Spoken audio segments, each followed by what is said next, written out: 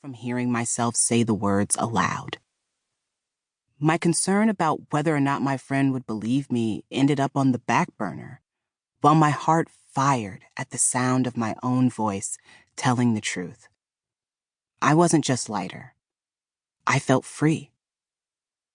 Still, I felt deeply alone. Surely I was the only 14-year-old in the world who'd had such a cruel crime inflicted upon them. I was not. We are not. I picked up Speak because the cover had a girl with no mouth, and I felt like I knew her. I read the first page, then the next, and the next, truly believing I might have wished it into existence. It was proof the burdens I carried were not the only of their kind, and that I was not the only girl to know their weight in the center of her bones. I was not alone. We are not alone. It bugs me when a person stands in the center of a room, metaphorically or otherwise, and claims to be the voice for the voiceless. If my brief 30 years on this planet have taught me anything, it is that every single person has a voice. Every single person has a story. Whether or not they tell those stories is a choice wrapped up in all the complicated feelings that come from asking the world to see you, to believe you, and having no idea how the world will respond to your truth. To share your history, your fears, your ambitions, and especially your failures can often feel like too great a risk to the foundation of your own heart.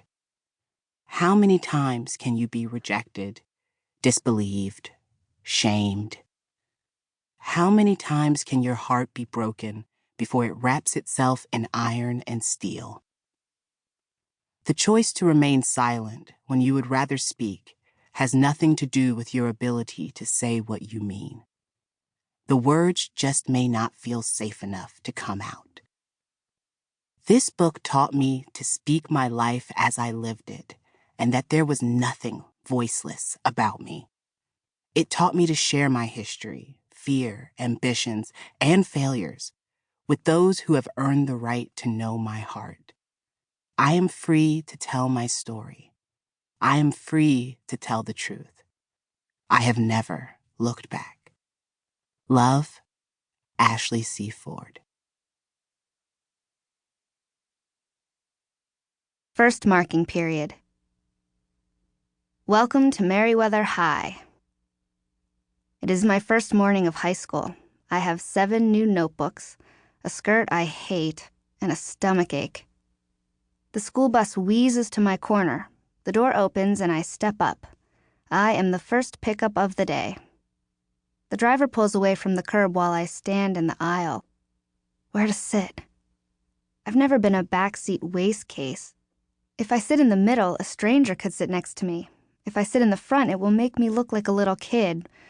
But I figure it's the best chance I have to make eye contact with one of my friends, if any of them have decided to talk to me yet.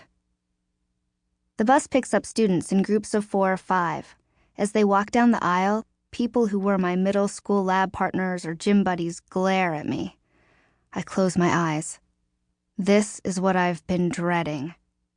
As we leave the last stop, I am the only person sitting alone. The driver downshifts to drag us over the hills. The engine clanks, which makes the guys in the back holler something obscene. Someone is wearing too much cologne. I try to open my window, but the little latches won't move. A guy behind me unwraps his breakfast and shoots the wrapper at the back of my head. It bounces into my lap. A ho-ho. We pass janitors painting over the sign in front of the high school. The school board has decided that Merryweather High, home of the Trojans, didn't send a strong abstinence message, so they have transformed us into the Blue Devils. Better the devil you know than the Trojan you don't, I guess. School colors will stay purple and gray. The board didn't want to spring for new uniforms. Older students are allowed to roam until the bell, but 9th graders are herded into the auditorium.